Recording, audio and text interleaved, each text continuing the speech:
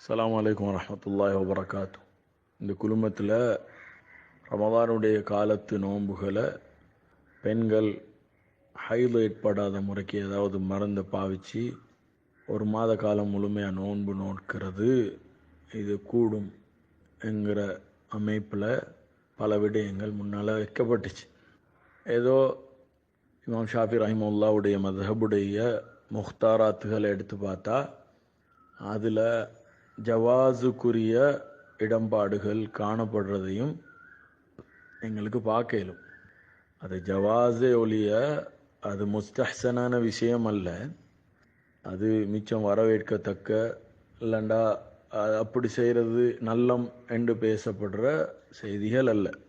மாற்றமாக யாராவது செஞ்சிட்டா, யாராவது ஒரு பிடிவாதத்தில் செஞ்சிட்டா, நிர்பந்தத்தில் செஞ்சிட்டா, அதாவது மறுக்கப்படக்கூடிய செய்தி அல்ல என்கிறது தான் அங்கிருந்து விளங்கப்படுது. இது ஃபிக்ஹுடைய விடயங்களை பார்க்கும் பொழுது தெரிய வருகிற விடயமாக இருக்குது. ஆனால் அதே நேரத்தில் நான் ஒரு சில விடயங்களை உங்களிடத்தில் ஞாபகப்படுத்துகிறேன். பொதுவாக பெண்களுக்கு அவர்களுடைய ஹைதை அடிப்படையாக கொண்டு தான் அவங்களோட சுகம் தங்கி இருக்குது. குர்ஆனில் அல்லாஹு தஆலா நோய்க்கு காரணம் சொன்னது ரெண்டு தான். நான் சொல்கிற விடயங்களை தெளிவாக புரிஞ்சு கொள்ள முயற்சி செய்யுங்க. நோயொண்ட சொல்லி அதுக்கு காரணம் குர்ஆனில் சொல்லப்பட்டிருக்குதுண்டா ரெண்டு விடயங்கள் தான். ஒன்று, நபி அய்யூப் அலைஹிஸ்ஸலாத்துடைய நோய்க்கு காரணம் சொன்னாங்க, வத்குர் அபுதனா அய்யூப் இத் நாதா ரப்பஹு அன்னி மஸ்ஸனிய ஷைத்தான், மஸ்ஸு ஷைத்தான் என்று காரணம் சொன்னாங்க. ரெண்டாவது, சூரா தாஹாவுல தஹய்யுல் மனக்குழப்பம் என்கிற நோய்க்கு காரணமாக செஹர் சொல்லப்பட்டிருக்குது. யுஹய்யலு இலைஹி மின் செஹரிஹிம் அன்னஹா தஸா. நோய்கள் பொதுவாகவே பெரும் பெரும் நோய்களை அடையாளப்படுத்தினோம்டா அது இந்த ரெண்டு தலைப்புக்கு கீழால தான் வரும். இது எங்களோட படிப்பு, எங்கே ஆய்வு செஞ்சீங்கன்னு கேட்டால் குறையாமல் ஒரு 10,000 நோயாளிகளுக்கு மேலே ஆய்வு செஞ்சுட்டு தான் சொல்கிறேன். ஏன் இப்படி சொல்கிறேன்னுண்டா, இன்றைக்கு எல்லாத்துக்கும் ஆதாரம் தேடுற காலம். ரொம்ப நல்ல விடயம். இங்கே ஒரு பெண்ணுடைய மஸ்ஸு ஷைத்தானுடைய அலாமாத்துகளில் உள்ளது, அந்த பெண்ணுக்கு இரத்தப்போக்கு போகாமல் இருக்கிறது, பிந்துறது அல்லது முந்துறது, அல்லது போக ஆரம்பித்தது அது இஸ்திஹாதாவாக மாறுறது, அதாவது தொடராக இரத்தம் போய்கொண்டே இருக்குது, நிற்கிதில்லை.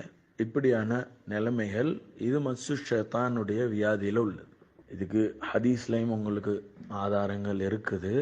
இஸ்திஹாதாவுக்கு நபி ஸல்லல்லாஹு அலைஹி வஸல்லம் காரணம் சொன்னாங்க, இன்னமா ஸாலிக இர்கும் மினஷ் ஷைத்தான். அப்போது இங்கே மஸ்ஸு ஷைத்தானால் வரக்கூடிய வியாதி தான் ஹைதுடைய பிரச்சனைகள். அது முந்துறது, பிந்துறது, ஷெட்யூல் இல்லாமல் போகிறது, போய்கொண்டே இருக்கிறது, கொஞ்சம் கொஞ்சமாக படுறது, இதெல்லாம் அதில் உள்ளது. ஒரு பெண்ணுக்கு வெள்ளப்போக்கு இருக்குதுண்டா அது செஹருடைய அலாமாத்துகள் உள்ளது. வெள்ளப்போக்குன்றது ஒரு பெண்ணுக்கு வெள்ளப்போக்கு என்கிறது அது ஷூட்டுக்கு போகுதுன்று யாரும் சொல்லுவாங்க. அது ஷூட்டுக்கு போகிறதல்ல, அது உடலில் உள்ள இரத்தத்துடைய சக்திகளை வெளியே போடுது. வெள்ளப்போக்குள்ள பெண்களுக்கு அது தொடருமாக இருந்தால் கழுத்து வலி, சந்து வலி வரும், மனக்குழப்பம் உண்டாகும், முடிகள் கொட்டும், முட்டுக்காலில் வருத்தம் வரும், நெஞ்சில் குத்து வலி வரும். இப்படி நான் உங்களுக்கு நிறைய சொல்லலாம். தூங்கி எழுப்பினா விரல்கள் திமித்தும், கனவுல பாம்புகள் வரும். இப்படியான அலாமாத்துகள் பெண்களுக்கு வெள்ளப்போக்கால் தொடரும் பொழுது உண்டாகும். இதை உங்களுக்கு கண்கூட பார்க்கலாம். மஸ்ஸு ஷைத்தான் உள்ள பெண்களுக்கும் சில நேரம் வெள்ள போக ஆரம்பித்தா அவங்களோட நிலைமையும் இதே வெள்ளப்போக்கால் வரக்கூடிய பாதிப்புகளை கொண்டு வர ஆரம்பிக்கும். அது ஒரு பெரிய பாடம். ஆனால் நான் என்ன சொல்ல வர்றேன்னுண்டா, இந்த டேப்லெட்டுகள் யூஸ் பண்ணின பெண்களை நாங்கள் பார்த்துருக்குறோம். அவங்களுக்கு கட்டாயமாக பின்னால் ஒரு 6 மாதம், ஒரு வருஷத்துக்கு பின்னால் வெள்ளை போக்க ஆரம்பிக்கிறத நாங்கள் அறிஞ்சிருக்கிறோம். இது ஒருத்தர் 2 பேர்களில் பொதுவாகவே இப்படியான டேப்லெட்ஸ் யூஸ் பண்ணி ஹைலை பிற்படுத்தி கொண்டவங்களுக்கு இப்படியான நிலைமைகள் உண்டாகுது. அது மட்டும் இல்லை, ஹைல் போகாதவங்க டேப்லெட் குடிச்சு போக வைக்கிறதாலையும் அப்படியான நிலைமைகள் உண்டாகிறத பார்த்துருக்குறோம். இது போல் ஹஜ்ஜுக்காக வேண்டி போகிறதுக்கு இன்ஜெக்ஷன் போட்ட ஒரு பெண்ணுடைய வரலாறை நான் உங்களுக்கு சொல்கிறேன். ஒரு ஒரு ஜோடி வந்தாங்க. கணவருக்கு ஒரு 32 வயது பார்வையில் இருக்கும். அந்த பெண் முழு ஃபர்தா உள்ள பெண். அவ கூட்டி கொண்டு வந்த அந்த விதத்தில் நான் அவர்கிட்ட கேட்டேன், உங்களோட உம்மாவா, உங்களோட தாயான்னு கேட்டேன். இல்லை, என் மனைவின்னு சொன்னார். 26 வயசு, 2 வருஷத்துக்கு முன்னால் ஹஜ்ஜுக்கு போயிருக்கிறாங்க. அவங்க போகும் பொழுது இன்ஜெக்ஷன் ஒன்று யூஸ் பண்ணியிருக்கிறாங்க, ஹைதை பிற்படுத்துறதுக்காக வேண்டி.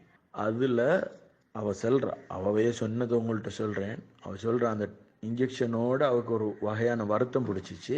அது இப்போ உடம்ப உடைச்சி இடுப்பில், முட்டுக்காலில், சந்தில், கழுத்தில் எல்லாம் ஒரு வகையான வலி.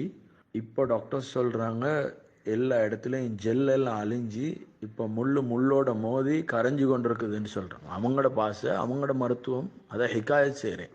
அப்போது இப்படியான ஒரு நிலைமையை அந்த பெண் அனுபவித்து கொண்டு இருக்கிறா. இதுகளெல்லாம் பெரிய சைடு எஃபெக்ட்ஸுக்குரிய விடயங்கள் என்கிறத முதலாவது நாங்கள் புரிஞ்சு கொண்டு தான் இந்த தலைப்பை நாங்கள் பேசுகிறதா இல்லையா, உம்மத்தில் கொண்டு போய் சேர்க்கிறதா இல்லையான்றதை முடிவெடுக்கணும். எதுவும் மனிதர்கள் ஒன்று இருந்தால் மன்னிச்சுக்கோங்க. அஸ்ஸலாமு அலைக்கும் வரஹ்மத்துல்லாஹி.